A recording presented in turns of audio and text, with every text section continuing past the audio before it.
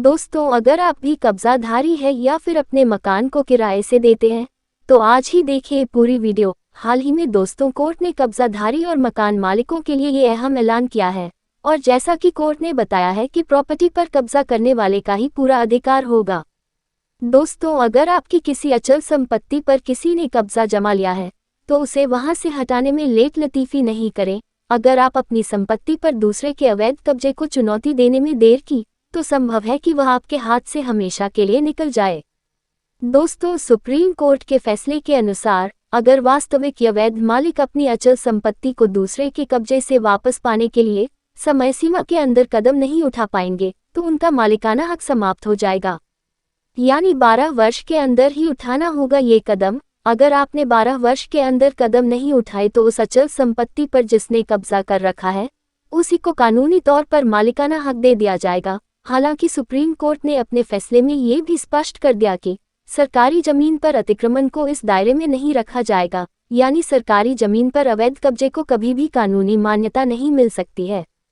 आपको बता दें कि 3 जजों की बेंच ने की कानून की व्याख्या और लिमिटेशन एक्ट 1963 के तहत निजी अचल संपत्ति पर लिमिटेशन की वैधानिक अवधि 12 साल जबकि सरकारी अचल संपत्ति के मामले में 30 वर्ष है। यह मियाद कब्जे के दिन से शुरू होती है। सुप्रीम कोर्ट के जजों justice Arun Mishra, justice S Abdul Nazeer और जस्टिस इमार शाह की बेंच ने इस कानून के प्रावधानों की व्याख्या करते हुए कहा कि कानून उस व्यक्ति के साथ है जिसने अचल संपत्ति पर 12 वर्षों से अधिक से कब्जा कर रखा है। अगर 12 वर्ष बाद उसे वहां से हटाया गया तो उसके पास संपत्ति पर दोबारा अधिकार पाने के लिए कानून की शरण में जाने का अधिकार है।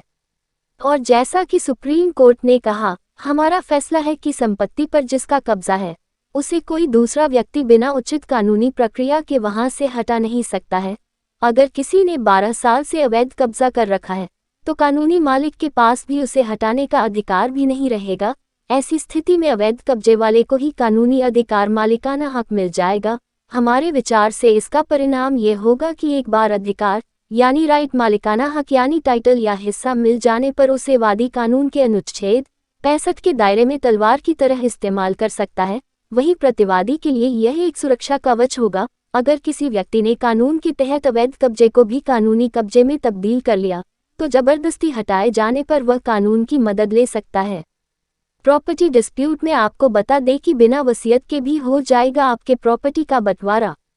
दोस्तों, जैसा कि 12 वर्ष के बाद आपके हाथ से निकल जाएगी आपकी संपत्ति और ये फैसले में स्पष्ट किया गया है कि अगर किसी ने 12 वर्ष तक अवैध कब्जा जारी रखा और उसके बाद उसने कानून के तहत मालिकाना हक प्राप्त कर लिया तो उसे वहां से असली मालिक भी नहीं हटा सकता है। अगर उससे जबरदस्ती कब्जा हटवाया गया तो वह असली मालिक के खिलाफ केस भी कर सकता है और उसे वापस पाने का दावा भी कर सकता है, क्योंकि असली मालिक 12 वर्ष के बाद अपना मालिकाना हक खो चुका होता है। तो दोस्तों, अगर आप भी इन्हीं में से हो तो ज़रा आपको संभल कर रहने की ज़रूरत है।